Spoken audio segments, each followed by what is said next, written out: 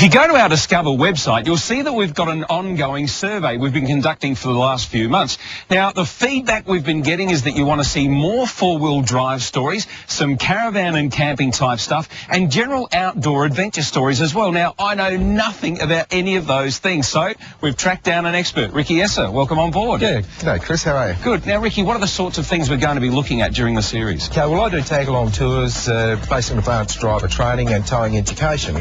So I'm here to show you about four-wheel driving and also some new and exciting products out there. When you say products, like if we're going camping, the gadget type things that are out there? Yeah, there's a lot of stuff out there that people don't know about, so that's what I'm here to do. All right, fantastic. We'll look at some caravan parks as well? Yep, there's some great spots out there, caravan parks and campsites. It's all new and exciting and always being improved all the way, right the way around the state. So. Great stuff. Now, you talk about four-wheel driving. I've got a very, very basic question to ask you about the Pajero. Is that all right? Yeah, no worries. Okay, great stuff.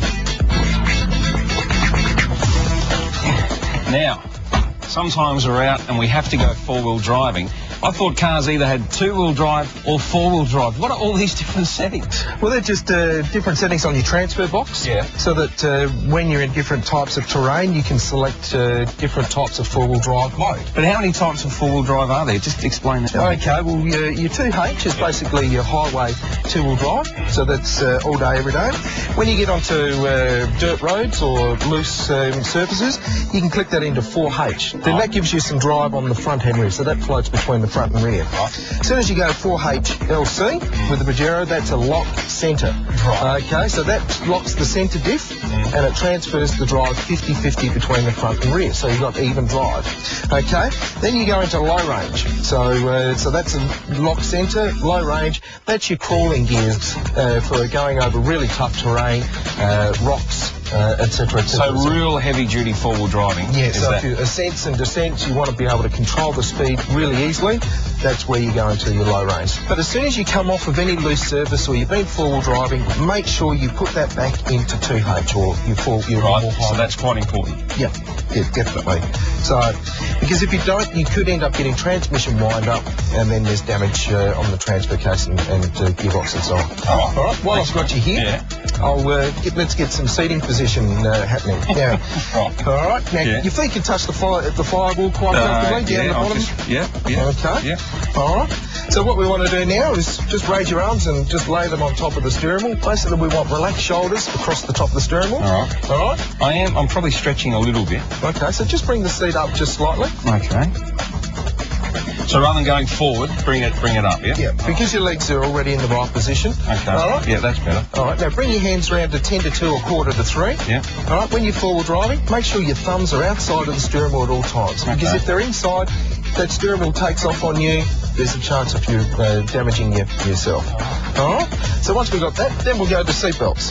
All right? All right, so we whack our seatbelt on. All right? Okay. Now, most people just throw their seatbelt on and don't consider that they need to have this holding them into the seat, all right? So this is deep bone structure down here, but if you've got your seatbelt across your belly, there's plenty of jelly there, mate. And so what we want to do is get that nice and low and then pull in tight down there. Now, that's going to hold you in the seat in the event of an accident, okay? And also when you're four-wheel driving, that's going to stop you from bouncing around. Still, yeah. Yep. All right, so now I've got you in the seat. All right, I'm actually going to get you out because I've brought some extra bits and pieces with us. Let's go and have a look. Fantastic. No worries.